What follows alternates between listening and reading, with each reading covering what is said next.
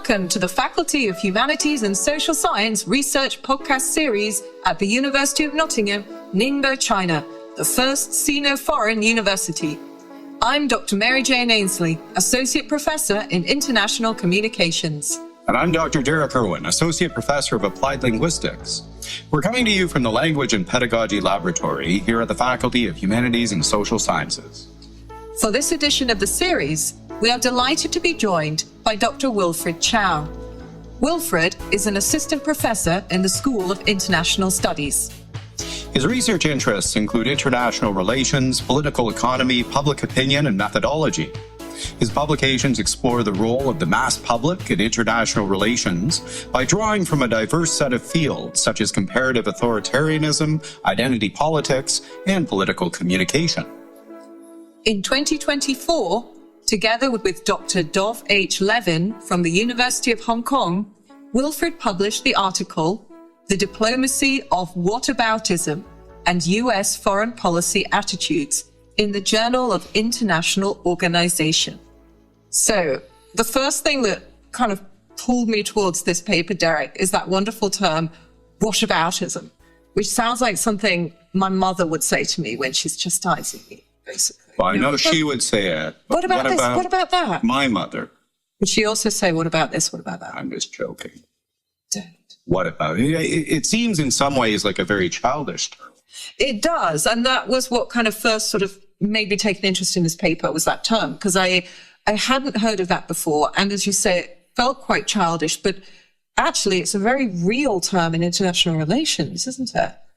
But also kind of childish in its application in a way. International relations is basically quite childish. I did not say that, but it did strike me that this particular phenomenon certainly seemed to be, and I think that there's good reason for that, which I saw Wilfred kind of nodding over there saying, okay, yeah. Well, some of the examples that Wilfred and his collaborators used do seem very childish. You know, they seem like sort of playground school kind of antics. I was just thinking of this whole, remember Trump's debates when he was saying, I'm not a puppet, you're the puppet. Yeah. And that seems to be the phenomenon. Like at the first, I was trying to formulate it as he did this, but they did that. But it's actually not that phenomenon as such. It's a bit more specific than that. But what we should probably do is get the expert to explain it instead of me babbling on about it. You're babbling again. Oh, I'm so sorry. Such a babbler.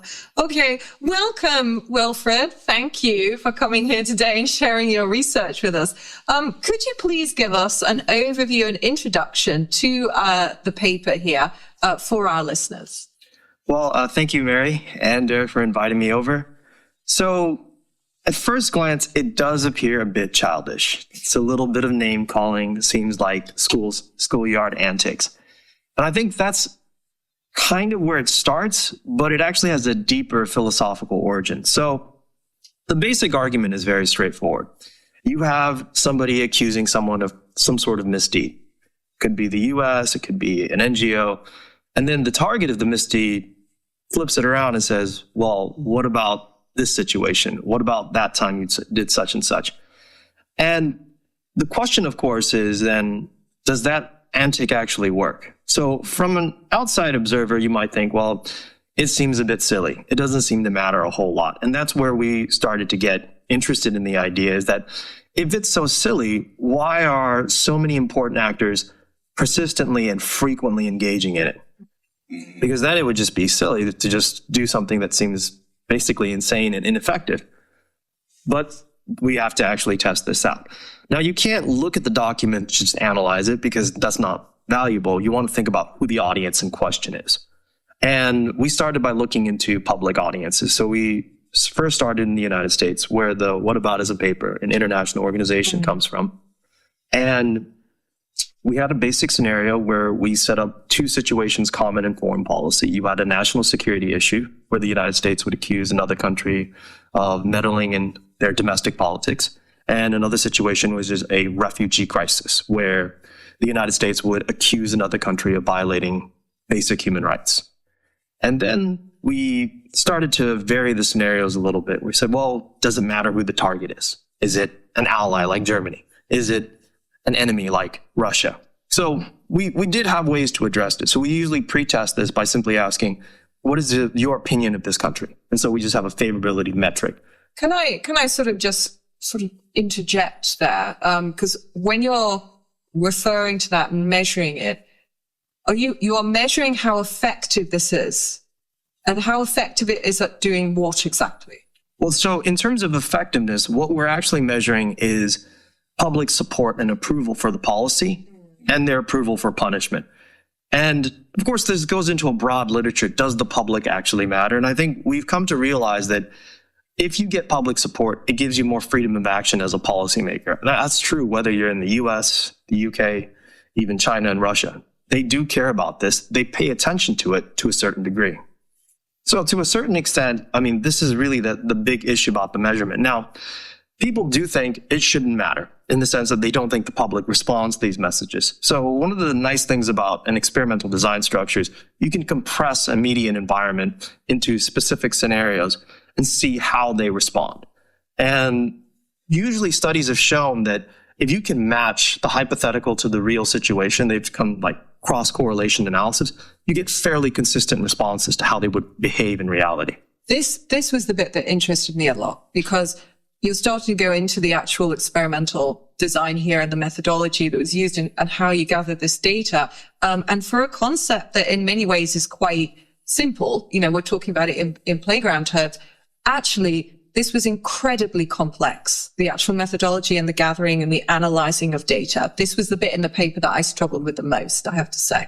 Well, I was really impressed by it, I have to admit, because the way that these variables were able to be explored. Of course, there's a few more that I twigged onto that I will ask about, but maybe you can explain to the listeners how you kind of chose the variables and then what you did in order to test for them.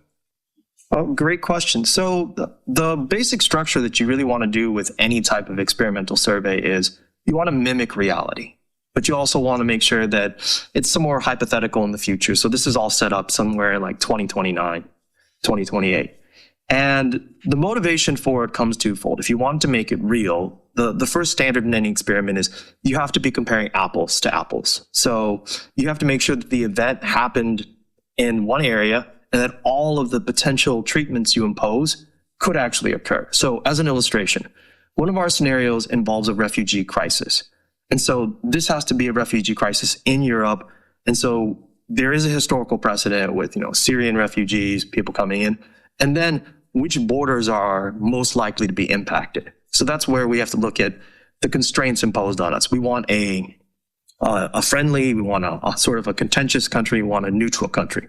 So Russia, Turkey, Germany, those are all potential refugee zones that are realistic enough where anyone reading it wouldn't just immediately dismiss it. Because the danger that you have with any type of hypothetical scenario is if we just start saying something random and say aliens, then the respondent will simply dismiss it. You can't take their responses seriously anymore. Hence, it has no policy value.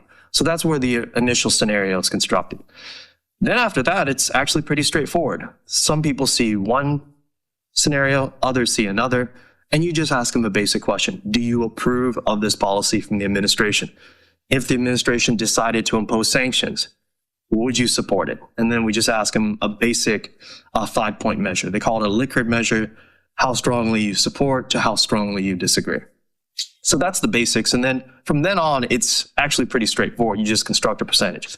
25% approval versus 55% approval.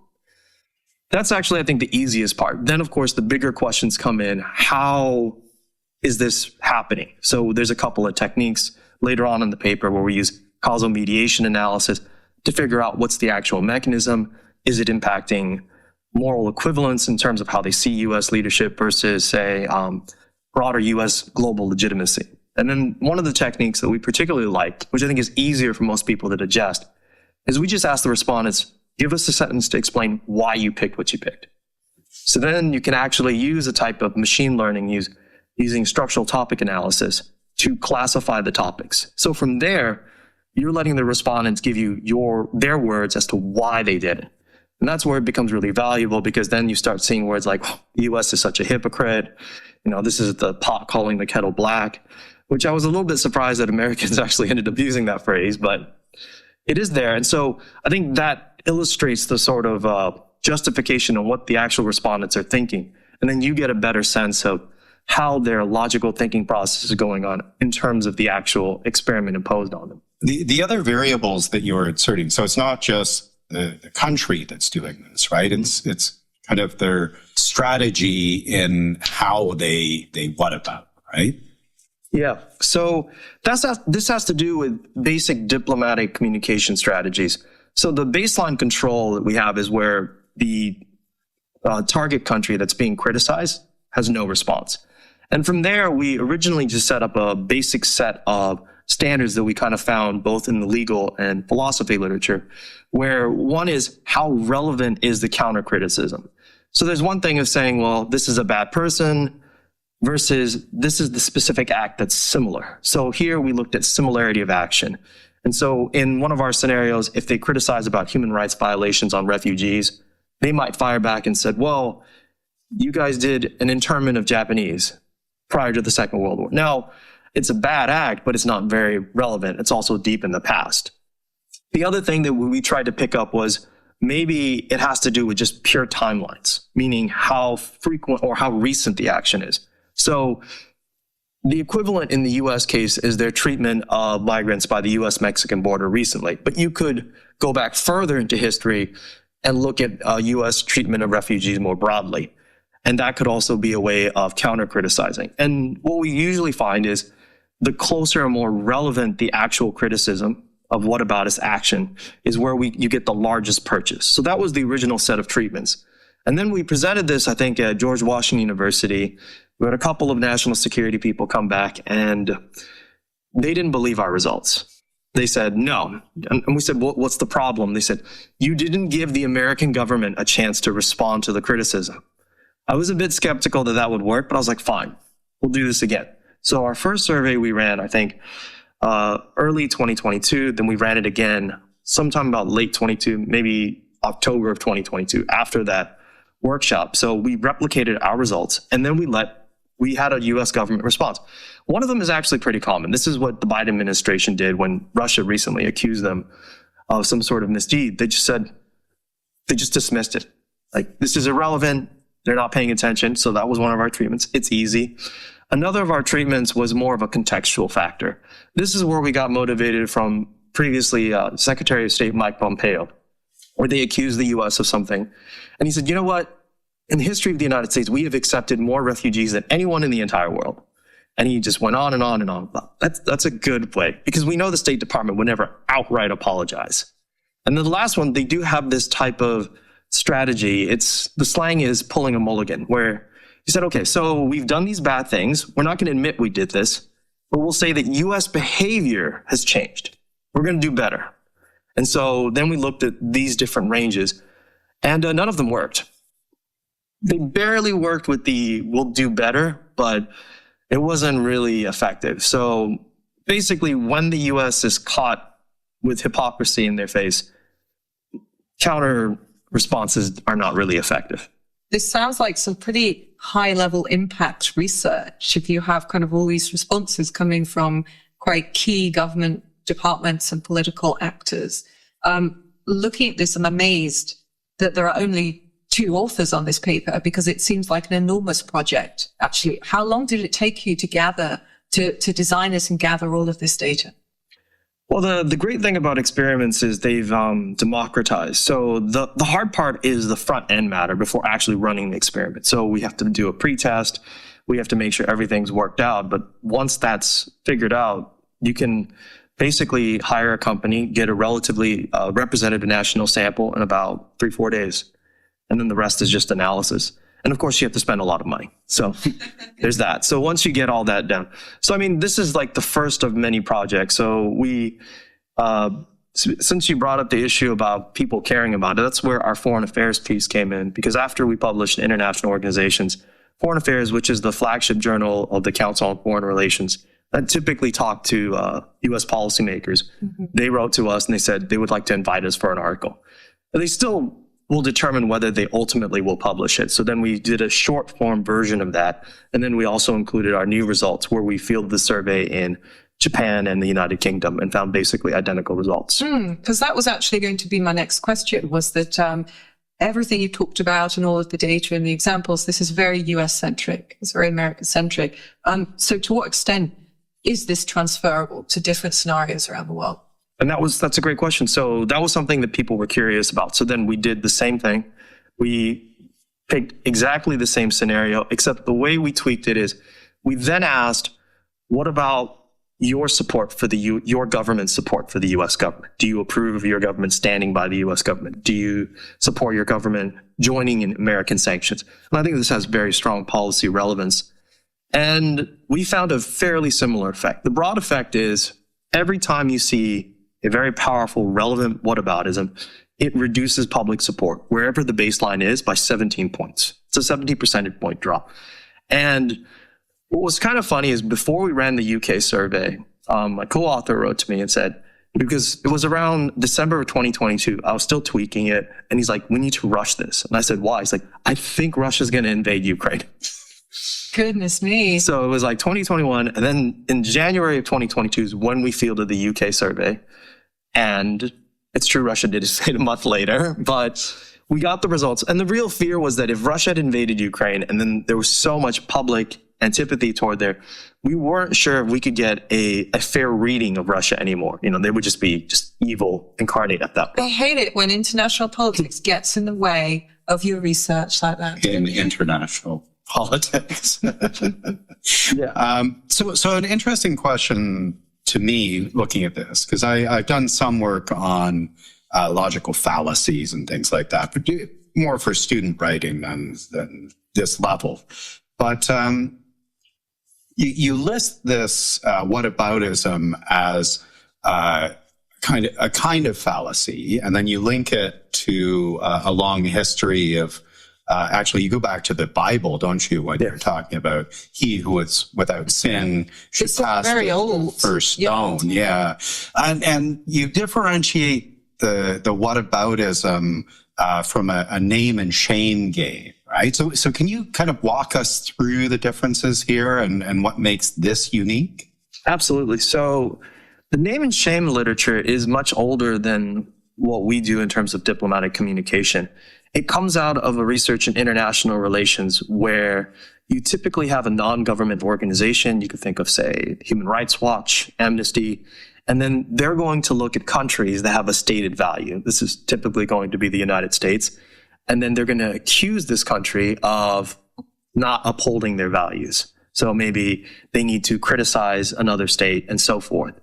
And so the U.S. could also do another thing where they could also accuse another country of the same thing. The most recent example I can think of is where France accused Italy of mistreating refugees. So this is like a first attempt to name and shame them. So Italians can't say, well, that's just how we treat refugees, because that goes against their stated values as a democratic state. So that's the name and shame. You're trying to publicly shame them into better behavior. But this is a first mover advantage. Now, whataboutism takes that idea and says, well, you've been shamed already. What do you do about it? And this is where you respond. And that's where we're looking at is this particular tit for tat. How does it affect public opinion? And it's attacking the accuser, though. Right? Yes. So you can't just whataboutism towards someone else, because that's a deflection, right? Yes. So at that point, that probably would be shaming. If you're the one starting it off, it would be shaming. Versus actually or versus saying, if I accuse you of something and you say, okay, well, maybe I do, but so does X. It's not doing the same as attacking the accuser. It's just trying to normalize the behaviors. That's a good thing. So we didn't want to do something which tried to speak to a broader image. So I think this might be a good point to describe what's happening. So the initial logic of whataboutism follows under a more of a legal type structure. So much of the research that we found is the classic example. You put like a expert witness on the stand, right? So what the opposing lawyer would want to do is undermine their expertise. What you're trying to do is undermine what makes their particular testimony valuable. So in this case, what you're trying to do is undermine the legitimacy, the credibility of the accuser. So trying to accuse an outside third party wouldn't be valuable in that case. Going into the history about this, I was fascinated to read that there hasn't actually been a lot of literature written on this. And it seems to be quite a sort of obvious kind of term. But you clearly identify in your paper that there has been a gap in your field in international relations. Why do you think that is? Why has this not been something that has been done before or that has been picked up? Because it does seem in the way that you're describing it to be something that is highly significant and also very old. You know, you go back to things like using the examples of the Nuremberg trials of Germany, and then you talk also, we could go as far back as the Old Testament, as you state as well. So why was this such a gap, do you think, in the literature? Why had it not been so addressed? I think it's for two reasons. The first one is the one that both of you started with, is it does seem a bit silly. So people, when they're initially encountering it, just don't think it's really valuable, or they don't think it works. And so we had to first demonstrate that. I think the second thing is a little bit more fundamental. It's because the people that thought about whataboutism were treating it as a type of ad hominem attack, a logical fallacy.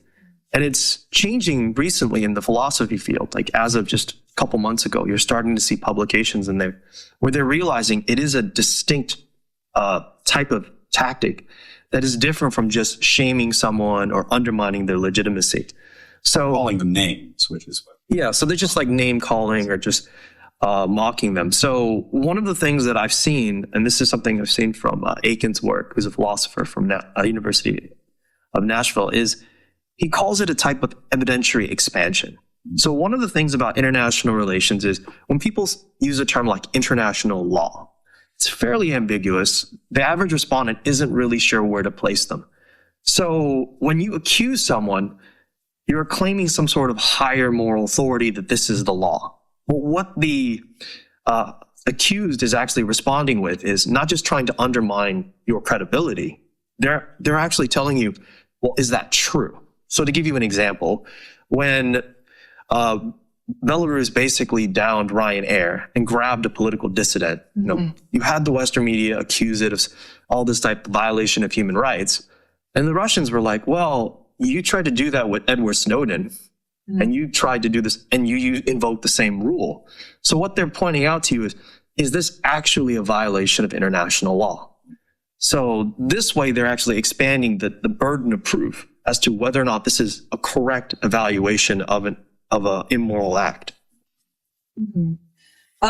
You state at one point, one of your kind of arguments in the paper is that this whataboutist rhetoric, when it is deployed internationally, actually undermines public support at home for a government's criticism of other countries' bad behavior. So it is actually sort of working against itself. Can you explain that? So one of the things that would happen is that if you do not see the other side use a type of whataboutist tactic, let's say they're completely silent. They say they deny it. They just don't pay attention to you. You can get a lot of public support for whatever policy you're interested in. So typically it ranges between 50 to 60%. So you're getting the majority of the country to support you. It could be a criticism against Myanmar, Russia, what have you. But if that country were to use whataboutism and expose you for the hypocrisy of your actions, then you end up with a significant drop. So you shouldn't have done it in the first place. So this is actually the challenge. And so the where we're going with that is we're actually analyzing whether or not governments should be accusing others in the first place. So we're we're combining the name and shame and the whataboutism element. So in terms of preliminary test, I think the American government is in a very hard position. They can't be silent. The worst thing they can do is to not say anything, because then they are accused of being immoral. And that's a bipartisan effect in the United States. But then if they use whataboutism, they also get hurt, but not as badly. So they end up in a situation, if they were truly in a legitimately moral position to accuse others, that's great. That's the best of all worlds. If they're silent, that's the worst. Hypocrisy is somewhere in the middle. Is this a tactic that we talked previously about the sort of the American-centric sort of nature of your study? Is this a tactic that is often, say, more appropriate to or more limited to, say, globally dominant countries, sort of world powers? in this way? I mean, or is this a tactic that we see at kind of all levels? So I think that's a good point. So the reason we went with the US and other major powers is they tend to be politically salient. But this is employed at so many levels. It doesn't really have to have major powers involved. So I mentioned the case of France and Italy. They have both accused each other of horrible things they have each done to refugees at different points. And so this is pretty common. And you see this also employed in Europe with the Hungarians versus the EU. And it's just a very common tactic. Now, the reason why we don't necessarily run surveys in those countries is when you do, someone would come back to you and say, well, it's just not really an important country. So then if you do the US, they're like, well, wow, this is America. Oh, that's kind of sad in a way. No, this is absolutely true in the review process. Right. Yeah, but also in the measurement process and all sorts of other areas, I would assume. I was actually really fascinated by the public opinion element here as well. I underlined one section here where you had pointed out that, recent survey experiments show that providing accurate information to Americans about the U.S. government's foreign policy, such as the true size of its foreign aid budget, or of common international norms and practices, such as international laws relevant to certain U.S. foreign activities, significantly impacts public attitudes.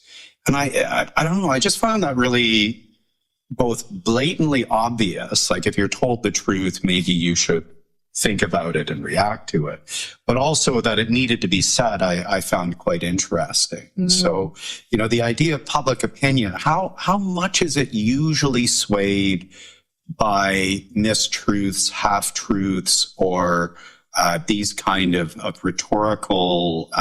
increasingly relevant questions today. Well, yeah, the kind of post-truth era, I suppose, which I hate the term, but it's unfortunately accurate in some cases.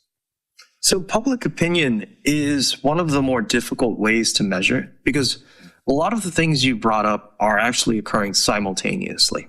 So from the public's standpoint, there could be certain ideological values that you have. So there's quite a lot of stuff done in the immigration literature. My favorite is a paper where the authors had been doing survey experiments for, I think they did 8 survey experiments in a 6-year period, and they kept getting null results, meaning they couldn't get the public to change their opinion because what they were designing was a misinformation model. They're saying, well, what if you tell them the truth about immigration? Will they change their opinion? It turns out they get an accurate opinion of immigration and they still won't change their opinion, whether they like it or dislike it. So there are certain issues, I think, if the stakes are really high and the public themselves have certain value orientations, I don't think it's misinformation. It's just motivated reasoning on the part of the individual. Or trying to argue someone out of a preconceived notion. Yeah, that's not going to work. Almost impossible. So then you have issues where they might not feel strongly about. So issues like foreign aid, they don't have such a strong opinion about it, but they might not be aware of it. So they're rationally ignorant. So then when you give them information on that, they may be less willing to support certain positions. And that's where you find out their willingness to kind of shift on those lines. And you had pointed out as well in the article that at the extreme end, I suppose, public opinion can lead to either quiet disobedience if they aren't convinced by a certain position, or even greater results. And I was struck again in our contemporary world. We're looking at some very bizarre situations, I think. And what do you do with a regime that just doesn't care? If public opinion doesn't seem to affect what they want to do as policies or anything like that?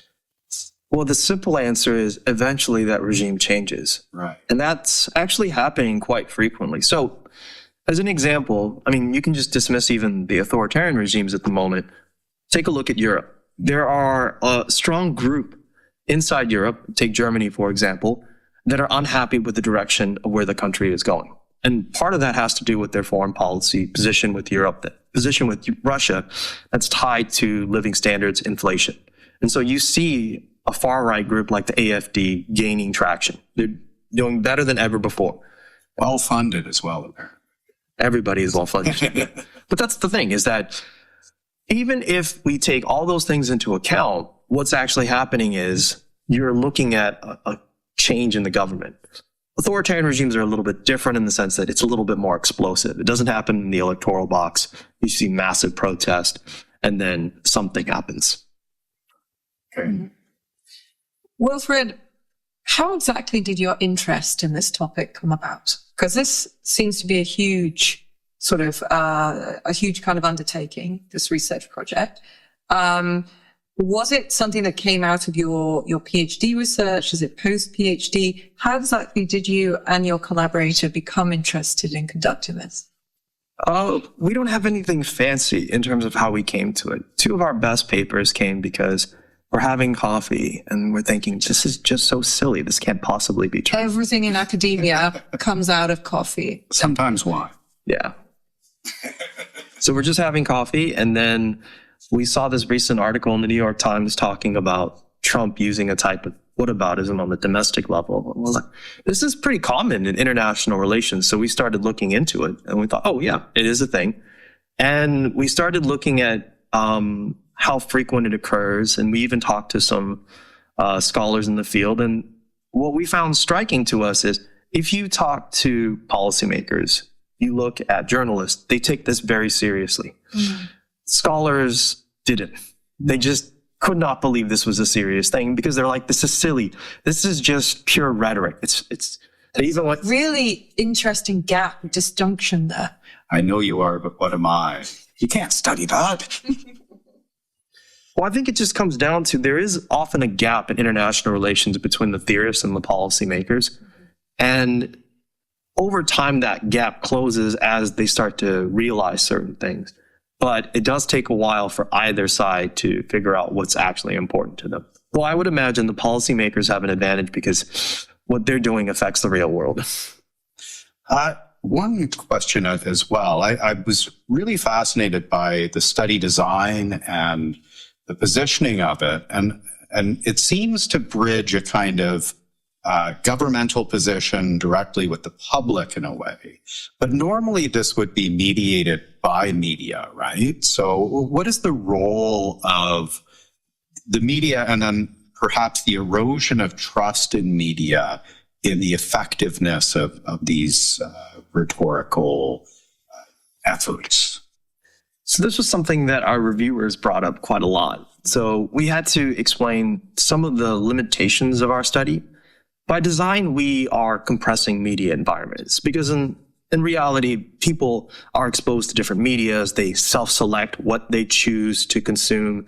Plus, we have that nasty algorithm that comes from the internet and social media. So what we're doing is we're saying, let's compress all of that. What if they were to see this information? And we wanted to avoid any of this misinformation stuff. So everything we had in there, we put in, say, this had third-party verification. And this was by design because if you actually look at a lot of whataboutism statements, countries do invoke authority. The Russians will mention elements of the UN Charter. When China wants to counter-accuse the United States, they have an extensive body of evidence that they refer to. So this is a very real thing where they want to make sure they are not making things up. So there's that element. We also tested it by just removing it in our pretest. And we find that even if you remove it, the rhetoric itself makes people think about is they're using their information. So there are some of these elements. The last thing we did is prior to even running the survey, we were testing media reporting. So we changed the source in there. We said the New York Times, the Wall Street Journal, Russia Today, Global Times. They had a slight movement, but it didn't actually change what people thought. I think what's kind of confusing is that people take the facts as given. They are aware of the bias in the sources, but it's how they're actually presented. So I think this is actually happening on a real level. So we were not too concerned about some of it after looking at the results, whether we're looking at a government official. And to be fair, the person responding in all these things is an official member of that government. So you would imagine if they're going to discount it, if it's like the Russian Foreign Affairs Ministry, you would discount it because you might not trust Russia or Putin, but they still responded.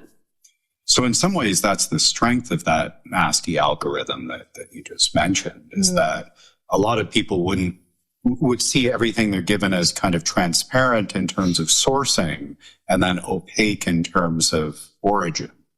They could do that. I think the real danger with the algorithm is not being exposed to the information at all. Right.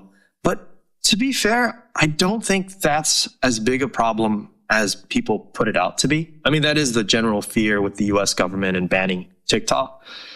But I think you have to have a little bit of trust in the public. By that, I mean, at some point, they're going to stop accepting what's being given to them and start to find alternative sources. So while it is true the algorithm might take a series of toxic information, they're going to look for it. So as an example, when the US government started banning Russian news media, same with Europe, for better or for worse, a lot of people in the US and in Europe, they started entering into underground sites. They started looking for alternative media. So I think banning is not a good idea because they're going to look for it. And that's where social media allows them to do so. Like Russia has their own version of social media. If you don't want to go on YouTube, there's Rumble. So I think this is one of those concerns where, unlike the past where you could actually control information through national media, mainstream media, it's a lot harder in this environment. And just to be clear, I wasn't talking about banning anything. Oh, I know. It was just, I find this really fascinating because, the creation of echo chambers and things like that are really interesting, but not directly relevant necessarily. So, yeah, it's all relevant. Wilfred, you talked a little bit about the reception of the paper before, particularly among kind of sort of US intelligence and how they responded to this and how they were quite dismissive quite quickly, and also how you countered that. After the publication of the research in the very sort of prominent journal there, has there been any kind of wider response to it, any criticism, for instance? No, I think maybe they just accept it and they just move on. So when we published our piece in Foreign Affairs, I mean, the neat thing was we were, for at least a week, the second most read article. And for a brief moment, we actually beat Condoleezza Rice, former national. Congratulations. For a week. The person UNNC, get in there. So the person on top of us was a very prominent scholar writing about Ukrainian tactics on Russia at that moment. And so it was exciting. But I think the general element to this is that those people that don't like it simply dismiss it. Those people that appreciate it will have their own reasoning. So my co-author, for instance, went on a talk and reasoned with basically a libertarian podcast. And he wanted to talk about electoral interventions, but then the podcaster found out about this paper, and that's all he wanted to talk about. And he wanted to ask him, say, well, does this mean the U.S. shouldn't go around intervening everywhere? And that's not actually what our paper says. It's beyond the scope, so we had to explain that. But I think what that suggests is there are camps in any foreign policy sphere. Those that do not want increased intervention are going to love this paper. Those that want to increase intervention are just going to dismiss the paper. So I think that's probably what's happening. What conversation would you hope that this paper starts? Well, I think the most valuable thing about this paper is it answers a question brought forth by a very famous constructivist scholar, Martha Finnermore. She is from the name and shame literature, and she asked a very simple question: what's the cost of hypocrisy? So she would give an example. So the U.S. violated sovereignty by invading Iraq, and she didn't really have any metrics. So she would just say, well, that's probably not as bad as, and then she's starting to make these adjustments. And she's famous for saying that hypocrisy is the fuel of U.S. foreign power. So at the end of the day, what our valuable elements of this paper is to say, well, here's the actual public cost to any commander-in-chief in the United States. So maybe act ethically to begin with? Yeah, that's hard to do, but yes, that is actually the thing. Act ethically as much as possible. Then you can take a moral high ground, and then you can't get what about it. Wilfred, thanks so much. What comes next? What can we expect to see from you in the near future? What are your plans? Well, the plan is to extend this paper to the name and shame literature. So we're really going to answer the question, what pressures does the U.S. government face in terms of, do they actually want to be criticizing? Can they avoid not criticizing? And this is entering into a field I think people are realizing about American foreign policy, which is that you end up with an executive that picks positions of foreign policies that most of the public don't like, but that is a way of actually expressing strength. Because this ends up with a very hawkish bent. This is something that people have started to figure out experimentally, is you can give them a laundry list, foreign policy positions, all of them out of sync with what the public wants. And if you ask them, is this a good leader? They're like, heck yeah, he bombed somebody. And it's a very, very problematic situation. And so this is recently published. And so we're looking into that. And our research, what we've done some pretest, does speak to this. It affects directly presidential leadership metrics, things like leadership strength, compassion. Does this leader care about me? All these metrics are related to how they're actually performing in terms of accusing someone. And the take-home point we have so far is, it's kind of unfortunate. It's better to be a hypocrite than to be perceived as immoral. Mm-hmm. So it might benefit us all to do some introspection on how we choose our leaders and why. But Wilfred, thanks so much. This was fascinating. I learned a lot today. Absolutely. Thank you very much, Wilfred, and we wish you all the best in your future research. Thank you for the invitation. It was fantastic. With 110 academic staff from 22 countries and regions, the Faculty of Humanities and Social Science is committed to delivering world-class teaching and research, with a growing focus on interdisciplinary projects. Our faculty includes the School of Economics, the School of Education and English, the School of International Communications, and the School of International Studies, as well as the Language Centre. We are committed to internationally renowned and excellent research in a thriving transdisciplinary environment of outstanding individual and collective research. Our faculty is home to a number of groundbreaking projects, including but not limited to digital heritage, game cultures, the historical and contemporary Silk Roads, health economics, cognitive neuroscience of language, and gender studies.